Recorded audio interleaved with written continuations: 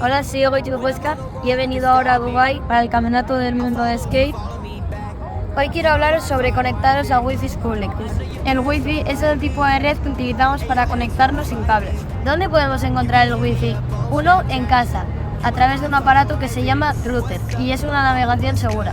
2. En sitios públicos, ya sea un centro comercial, una biblioteca o en este caso un skatepark donde se celebra el Campeonato del Mundo de Skate. Y 3. Compartiendo datos desde un móvil o una tablet a otro dispositivo. No hay ningún tipo de problema en navegar por internet fuera de casa, pero es importante fijarse a través de qué red lo estáis haciendo y fijarse sobre todo si es segura o fiable.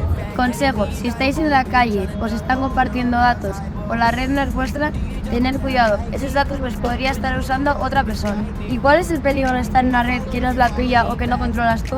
Pues puede que esa red esté controlada por un ciberdelincuente. ¿Y qué podría hacer un ciberdelincuente con mis datos?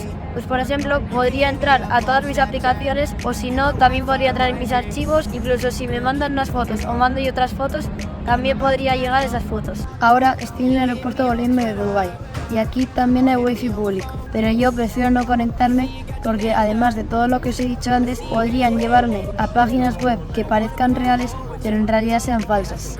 Después de todo lo que os he contado, ¿creéis que merece la pena jugárosla por unos pocos megas más? Yo creo que es más lo que podéis perder que lo que podéis ganar. Do you double tap like me?